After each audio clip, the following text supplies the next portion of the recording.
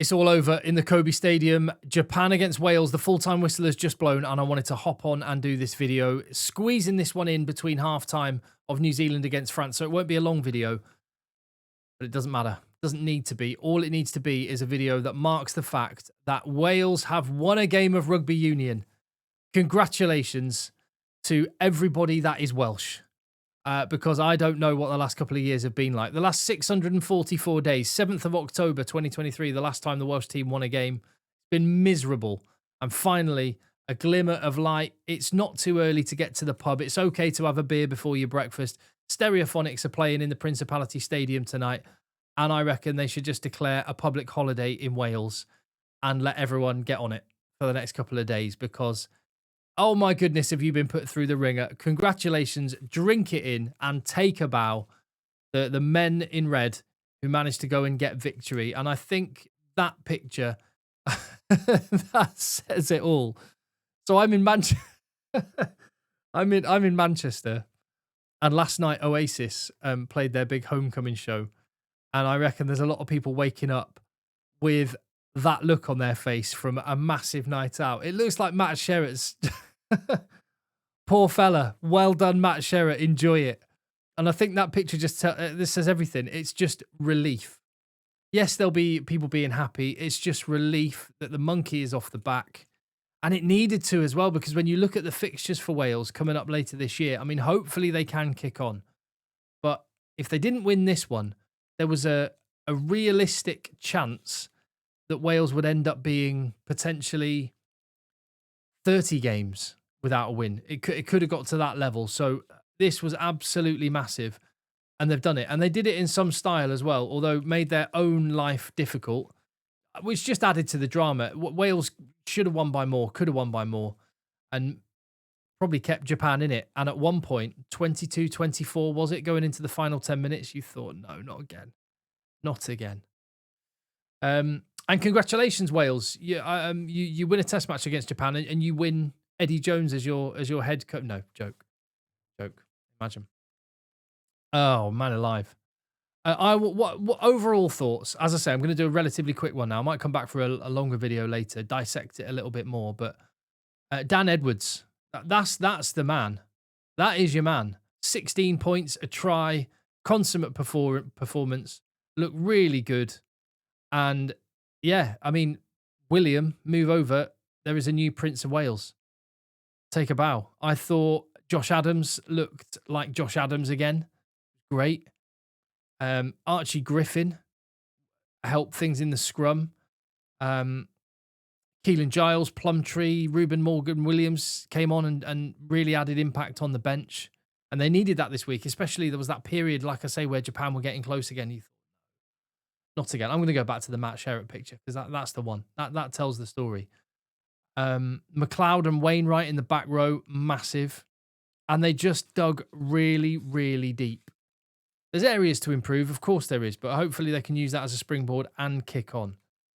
Two great anthems to start with. I love the somberness of the Japanese anthem, and obviously the Welsh anthem is top tier.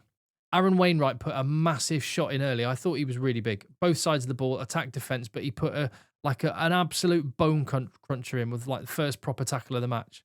It kind of set the tone. And Josh Adams, Ben Thomas, lovely footwork. Blair Murray's wheels, offload to Adams, in try, and Wales are off to an absolute flyer. And it could have been another try immediately. Tom Rogers made a break, and it was on, and butchered the opportunity. But Wales's defence, they were playing a little bit more in attack, taking a few chances. And again, when a team is losing and losing and losing, and it feels like this is the chance that they have to take, the pressure's on. And that can make you tighten up a little bit. And the conditions weren't favourable for running rugby, like really humid in the stadium by all accounts. And that made the ball slippery. There was a few handling errors. But Wales actually played a little bit more than they did last week, and they were better for it. And their defence was properly committed. And after 15 minutes, all of the players were looking battered. Like Michael Leach's face. He played 80 minutes again. He looked absolutely out on his feet after 15. A lot of the players did. Blair Murray played a great game. 50-22. Just relieving pressure and putting it on Japan. And Japan, with the first real moment, get to an edge, get to within 5 metres. But Wales managed to hold on. And then Josh Adams, a knock on with the line begging. Aaron Wainwright got a turnover from that Japanese attack, kicked it forward. Adams with wheels gets to it first, can't quite pick it up. But as it turned out, the try would have been chalked off anyway for a high tackle, which saw Josh McLeod go to the bin. Look, a lot said about TMO interventions, and I don't know. I'd rather see less of it generally. All I will say on that one, yeah, you could, yeah, fine. Hi, Josh McLeod, whatever, fine. No, he didn't get a yellow, did it? It was pen only. It was penalty only. I'll take it back. But all I'm going to say on this is there is an incentive for players. If there's any even potential chance that something should be called high, the incentive is for the player to stay down and pretend that they're injured. And it's happening more and more and more. And the more TMO interventions there are for borderline situations, which the referee could have seen in real time, then the more that is going to happen, unfortunately. A succession of penalties against Japan. Wales' maul doing proper damage, and a try from Kieran Hardy. Yellow card for a Japanese player. They're down to 14, and Wales are 14-3 up. An amazing start.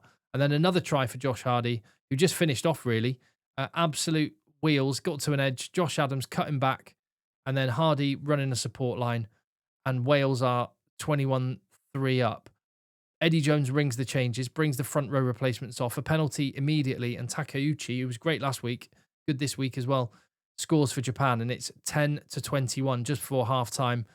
And, I mean, that was still the score when I switched over to the All Blacks against France, and I had a second screen on my phone with the Wales game. And then I saw Dearns score that try. TMO, well, it was called on-field decision try. If it had been called on-field no try, it would have been given as no try because it was not conclusive. But there you go. That's the way the rules go, and it stands. And Japan are back to 15-24. And then when Dylan Riley scored 62 minutes, and you're thinking, not again, Wales. Dylan Riley, what a class player. Kieran Hardy, as much as he scored 2 tries, did make some errors, didn't he? Nerves must be absolutely shredded.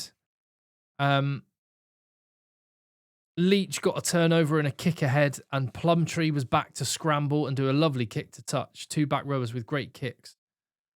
And Wales looked like they were fading. They've got a win of 2 points. But actually, I think the most pleasing bit about that whole performance, I've mentioned individuals, but it's actually the heart that Wales showed in that last 10 minutes to dig so deep to not only survive, but actually Dan Edwards to go and score that try. Give it a 9-point lead, sorry. And as the clock ticked down, Wales knew that they were going to win, and you could breathe a giant sigh of relief. Congratulations. I'm going to go back and watch the second half of New Zealand v France. Everyone in Wales, get to your nearest pub garden, I reckon.